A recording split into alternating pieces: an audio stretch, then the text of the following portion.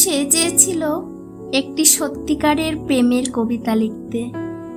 তার তো একটাই জীবন, মানুষের জীবনে প্রেমের যে নির্মল পিপাসার জল আর কি থাকতে পারে। সে আরও অনুভব করত প্রেমই কবিতার প্রাণ, তার শব্দ, তার ধ্বনি, তার মন্ত্র।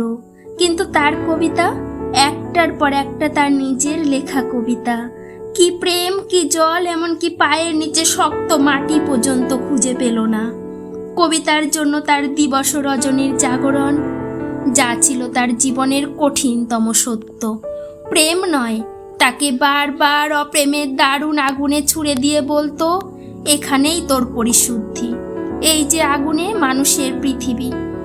আগে তার খিদে মেটা, তোর সমস্ত কবিতা, তোর ওই সমস্ত কবিতা সে তার ক্ষুধার্ত জিভ দিয়ে চেটে খাবে।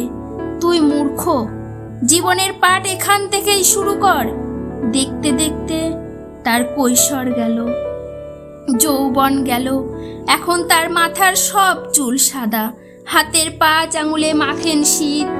মাঝে মধ্যেই রাত দুপুরে ঘুমোতে না পারার যন্ত্রণায় সে চিৎকার করে উঠত, আমি একটি প্রেমের কবিতা লিখতে চাই, মাত্র একটি প্রেমের কবিতা। আর তখনই শোনা যেত তার মাথার ভিতর, তার বুকের মধ্যে সে কঠিন তিরস্কার, বুড়ো হয়ে গেলি, এখনো স্বপ্ন দেখছিস? দেখ, ভালো করে চেয়ে দেখ, তোর চারিদিকে এখন হলুদ হেমন্তের পৃথিবী। কিন্তু তারপর কি দেখছিস? ধান কাটা হয়ে গেছে, চাষিরা ফিরে গেছে। কিন্তু মাঝখানে কে? ওরা কারা? দেখতে দেখতে তার পাকা ধানের হলুদ পৃথিবী খুন খারাপি, লাল থেকে লাল, আগুন, আবারও আগুন। আগুন, তুমি আমাকে সারা জীবন ধরে পুড়িয়েছ, কিন্তু আমি তো শুদ্ধ হলাম না, শুধু পুড়ে গেলাম।